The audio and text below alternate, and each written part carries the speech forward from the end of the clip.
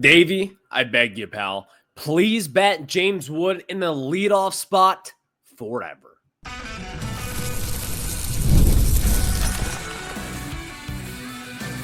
You are Locked On Nationals, your daily Washington Nationals podcast, part of the Locked On Podcast Network, your team every day.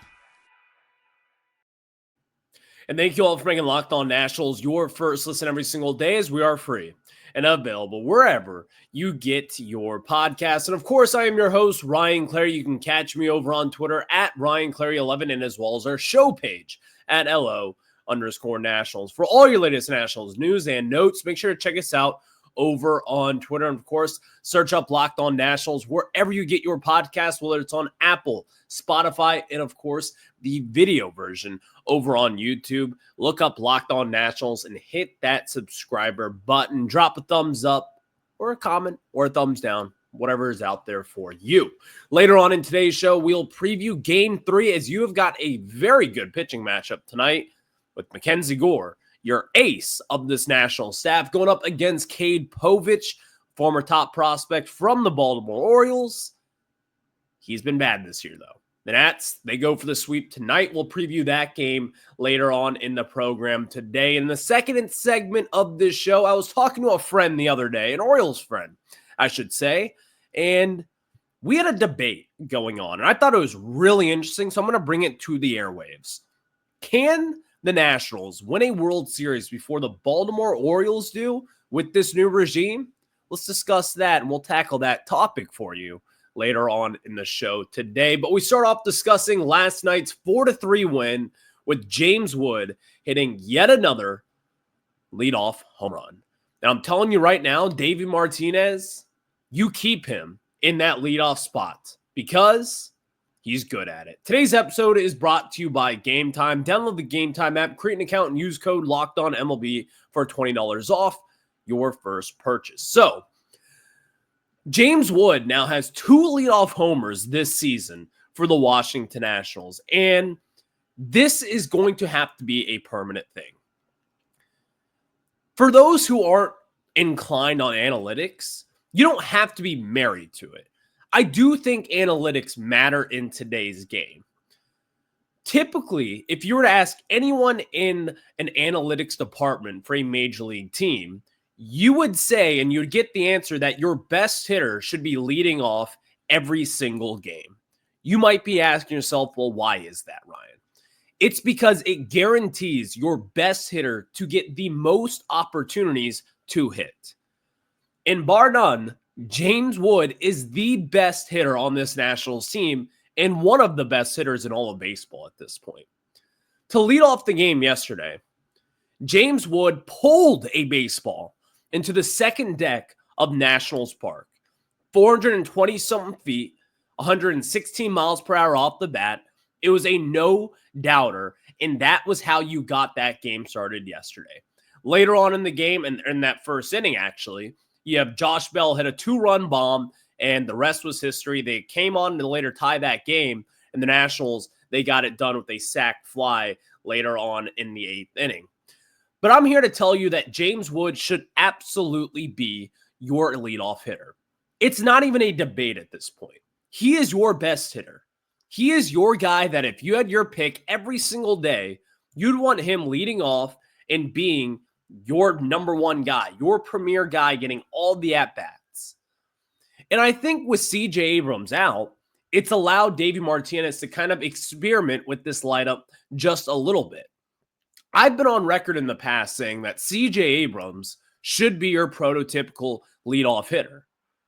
Well, let's say that with Abrams expected to come back potentially even tonight, I still think James Wood should be your leadoff guy. I've seen enough at this point. And also, let me just add this. Having Abrams and Wood, whether Wood is leading off or it's Abrams, having them back-to-back with the way that they are both hitting is going to be crucial for this team. Abrams proved that he can be an all-star player this last year. James Wood, we know, can be an all-star player and likely an MVP kind of player someday. But with him batting in the leadoff spot, you're putting him in opportunities to, number one, just get his at-bats in, because your best hitter getting the most at-bats should be obvious for you. And number two, he has proven to be good at it. His second leadoff home run in the leadoff spot, I believe he's only batted leadoff in 4 or 5 games at this point. This should be the normal. This should be Davey Martinez in pen and Sharpie even. James Wood in that leadoff spot. I've heard counterpoints though, and I do think they make sense. So let me play as devil's advocate real quick for you. People have talked about James Wood, and they're like, well, we want James Wood to have opportunities to hit guys in. So James Wood should be batting second or even third in order to get guys on base, and guys in the 1 and 2 hole, or maybe just the 1 hole, should have a higher OBP in order to get on base and give James Wood opportunities to hit them home. That does make sense. But also your main priority should be is to get James Wood at bats, because he's going to get damage and he's going to get it done quick. That's just what he is at this point. I believe in the fact that you should have your best hitter batting leadoff. It's something that I never really believed in years past, but now that I have seen it in person and that we have seen it work with the Nationals, this should be the norm. And I think it will be, by the way. If Davey Martinez, the one thing that I've really knocked him about 2025 so far is not even the bullpen. It's been the lineup construction. I think you finally have found something that works. James Wood in that leadoff spot, it's natural for everybody. It's natural for him. It's natural for the Nationals. And also, they're winning games with it at this point. And they're having some pretty successful results from it also. So James Wood, this is your new leadoff hitter, and it's not even a doubt in my mind. So hopefully we see that in tonight's game. We'll preview that one a little bit later on, but James Wood wasn't the only good thing from yesterday's game. I want to highlight real quick, before we get into Trevor Williams' best outing of 2025, Jackson Rutled. Jackson Rutled continues to be a really good bullpen piece, which, by the way, was a pretty surprising piece for me. I did not have Jackson Rutled being a quality bullpen guy coming out of 2025. I did not expect that at all in this season.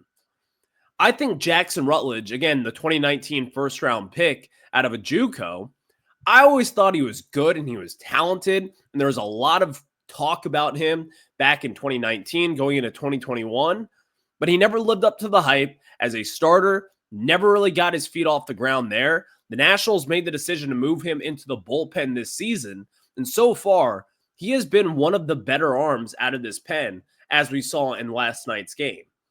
In 8 innings pitched so far this season, he's got 12 strikeouts also. This is coming from someone who did not have strikeout stuff in the minor leagues, and you're seeing him K-ing guys at a pretty high rate at this point. Looking at his work overall, 1 inning pitch last night, he did walk a guy, but struck out 1 batter also, and his season numbers are looking really good.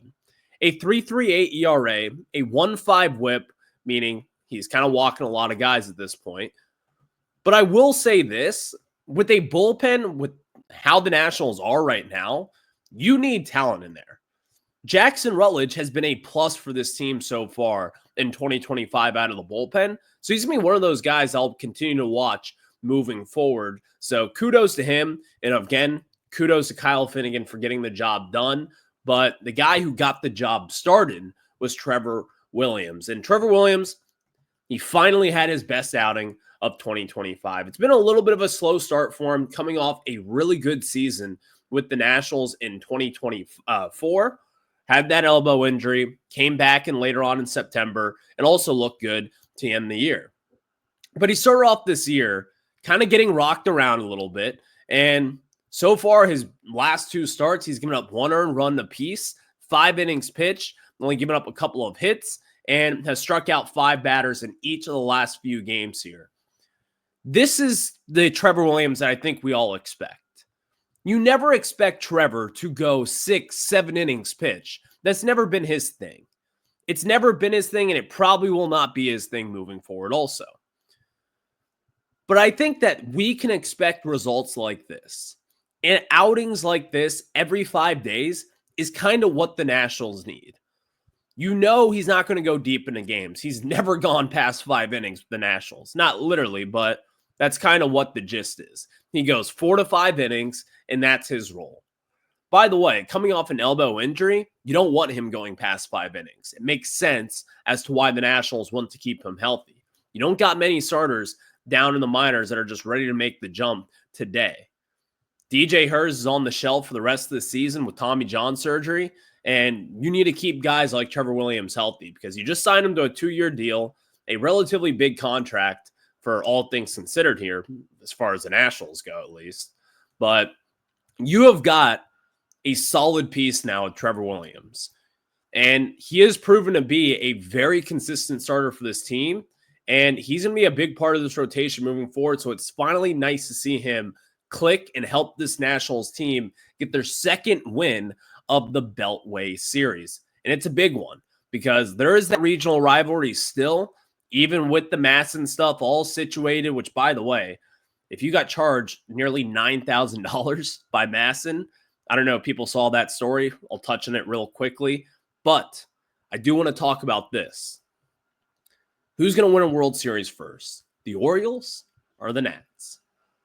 Call me Homer Simpson, but I'm going to tell you why it's going to be the Nationals, and I don't think it's that crazy.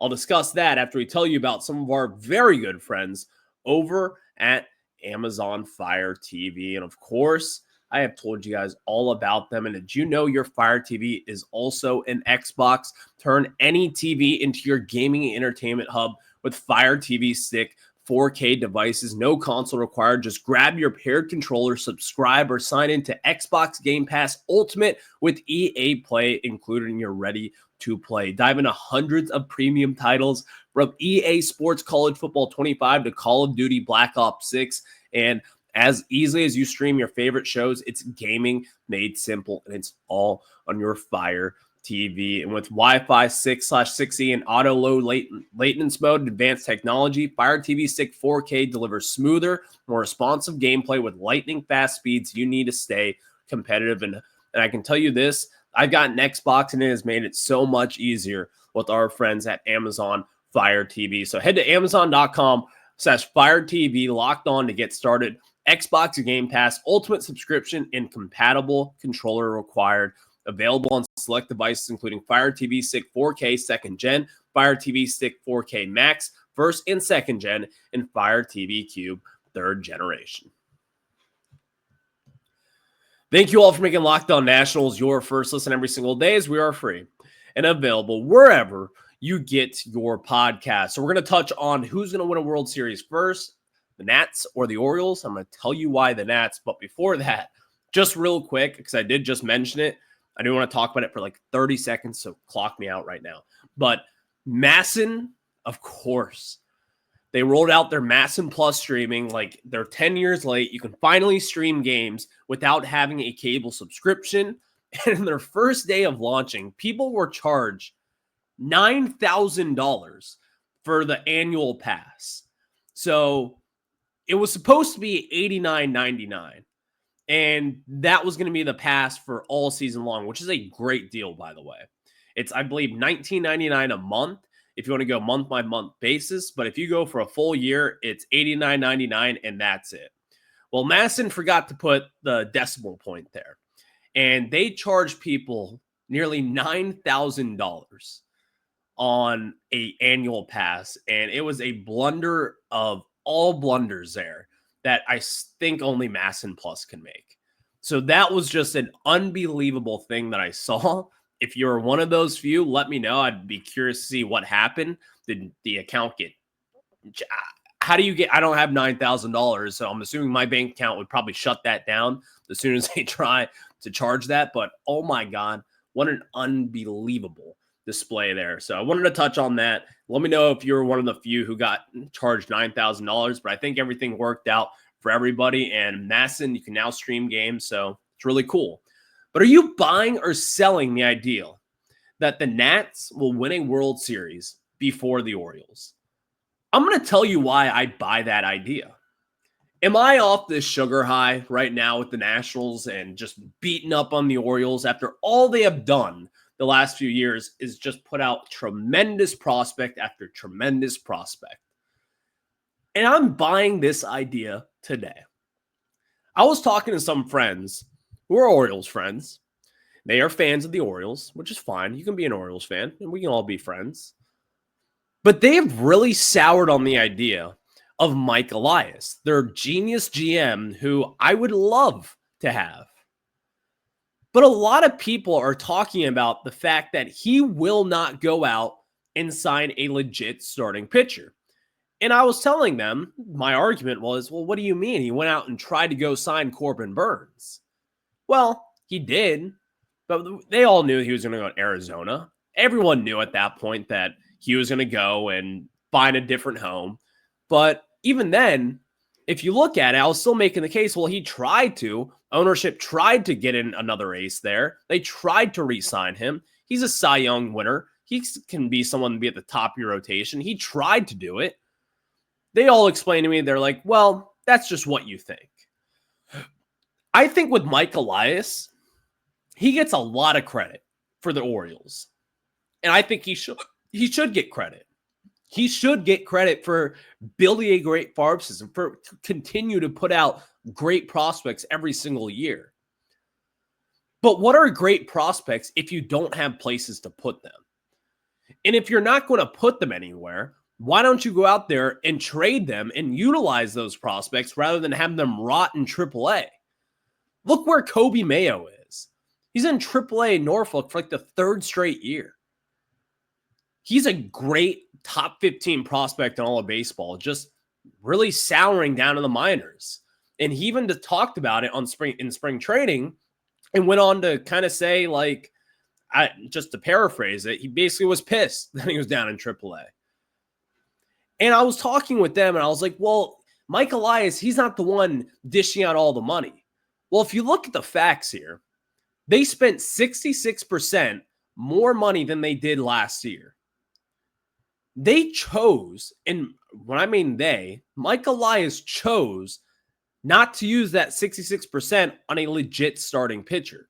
They brought in Charlie Morton, and he has blown up in their face. They brought in a guy over from Japan. It's been okay, but as you saw last night, there's a lot of things to work through, and he's 35 years old. You have Cade Povich, who you're going to see tonight, and we'll preview that game in just a few minutes here. He has not looked the part up in the bigs, and he was a pretty big prospect for them. I believe that the Nats are in a much better position, maybe not prospects-wise, and maybe not farm system-wise, to win a World Series. And it's not really because of spending. It's because I see this Orioles team going south real quick. I think the Nationals are in a good spot also. Like, I think where we are today with James Wood and with C.J. Abrams and with MacKenzie Gore, who you'll see tonight, they are in a great spot. You've got the prospects. You're just a few veteran pieces away, which is a problem in itself because you're going to have to go out there and spend some money. But with where the Nats are, we aren't getting in our own way, at least for the front office purposes. Mike Rizzo has always been really good at kind of pinpointing talent and keeping everything fluid and not stopgapping guys in the minors. If they're ready, they're going to make their major league debut and likely stay there and figure things out. Like we have seen with Dylan Cruz, who's on an 8-game hitting streak right now, starting to get a little bit hot. The Nats, they've got their flaws. Don't get me wrong. And I acknowledge them a lot on the show. But with where we are, I'm buying that the Nats are in a better position to win a World Series sooner than the Orioles. And you might think I'm crazy. I could be crazy. I don't know at this point. But I think Mike Elias, that conversation kind of swung me a little bit. While he is a great GM and while he has been terrific with the draft and getting talent in and developing talent overall, what are you going to do with it? You've got guys, Heston Kjerstad, who is playing in left field, who has no business being an outfielder and should not be there at all. He is a terrible outfielder. He's playing in left. You've got Kobe Mayo rotting down in AAA. Sammy Basayo, who's their top prospect right now outside of Kobe Mayo. He's probably going to play first base, but you have Ryan Mountcastle there, who's a good player, but very replaceable. Are they going to move off of him now? At some point, the Orioles are going to have to start trading away their prospects and getting veteran guys, veteran ace pitchers in there to help them. Because I can tell you this much, while on paper their offense is much better, and on paper in general they are a much better, more talented team than the Nats are, they don't have starting pitching. And that is evident right now. And as we have seen, the Nationals, they have taken advantage of some poor starting pitching by the Orioles. And with where the Nats are, you've got some pretty solid starters out there. Mitchell Parker has been great. MacKenzie Gore has been awesome. Trevor Williams is starting to get back in the swing of things. And also the Nats, you've just got it. Jake Irvin, we'd even mention. The Nats are in a good spot.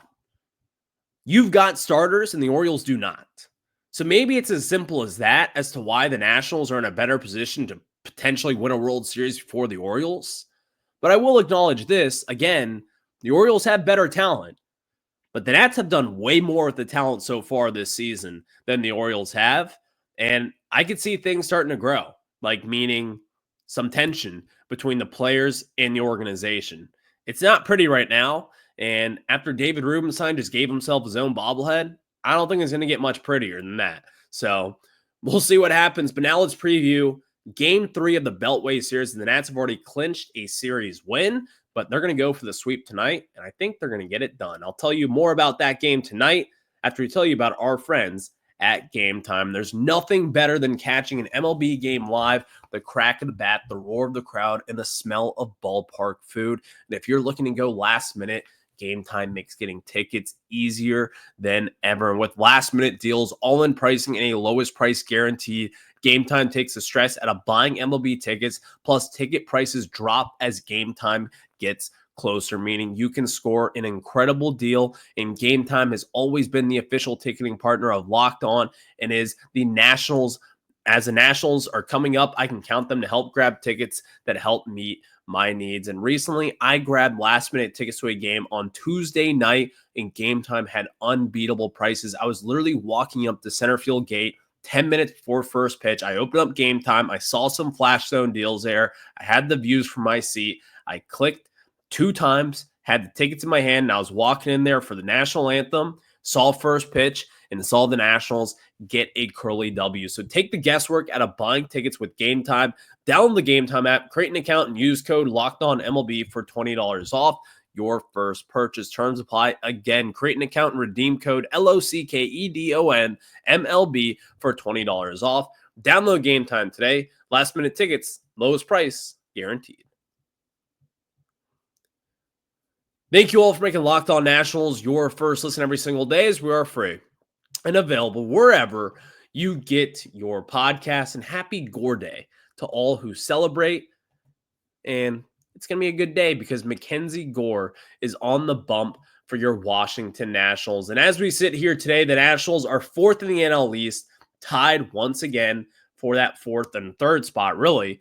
And they are 11-13. The Orioles are 9-14, last in the AL East. You go up against a young pitcher who has been rattled for the last 2 years, Cade Povich. In 2024, he had 16 starts with a 5.2 ERA. Hello, Patrick Corbin called, and he wants his numbers back. Tonight, you've got 4 starts from Cade Povich on this young season, 18 1/3 innings pitched, and a 2.07 whip. He's going to walk guys. He's going to put guys on base. He's going to give up the long ball. And he has been one of the big contributors for the Orioles having a pretty bad starting rotation so far this season. He is coming off a start against the Reds where he got just annihilated against them. I believe that this was a few days right before they gave up the 24 spot against the Reds, but he gave up 7 earned runs in 3 1/3 innings pitched. He gave up 3 home runs. He's given up 4 home runs in total over his last 2 starts. And you have to go up against a lineup tonight that could have CJ Abrams back in it. You're going to have James Wood, who is going to hit a home run tonight. I'm going to book it with that on FanDuel, but still, the Nats have got to take advantage of an opportunity like this. No one on this Nationals team outside of Nathaniel Lowe has ever faced Cade Povich, but his stuff is nothing special. He is going to walk some guys. He's coming off, again, walking 5 guys in his last performance here. He does strike out guys at a relatively decent rate when he is on, but hitters are having a festival against this guy. He is getting hit at a crazy rate right now. Batters against Cade Povich are .375 on this season. They're getting hits in nearly 40% of their at-bats. This Nats team, you're going to have to take advantage of this and jump on this guy. Now, MacKenzie Gore tonight, do I have to say any more? One of the best major league pitchers in the game this season. He's got a 3.4 ERA still, 45 strikeouts, so a 1.2 whip on this season, major league leader in strikeouts. I expect another big night from MacKenzie Gore. And the good thing here is you've got a lot of left-handed hitters in this lineup that I think you could kind of take advantage of. Gunnar Henderson, to name a few. Jackson Holiday in this lineup tonight. Heston Kjerstad, who's also a pretty big power bat, who's bats from the left side of the plate. You have got guys that you can take advantage of. Cedric Mullins also. Seti. Adley Rutschman, the switch hitter, but still, you understand the point. I think the Nationals get the sweep done tonight. You hear the Baltimore Orioles fans, they're going to have to cry on their way home on their 40-minute drive home to Baltimore. That sucks to suck. But the Nationals, they get the job done tonight. You heard it here first. Thank you all for making Locked On Nationals your first listen every single day, as we are free and available wherever you get your podcasts. If you haven't done so already, check me out over on Twitter at RyanClary11, and also check out Locked On Nationals wherever you get your podcasts, whether it's on Apple, Spotify, and of course the video version over on YouTube. Enjoy the game tonight. Send those Orioles back up to Baltimore. I'll catch you on the flip side. Have a good one.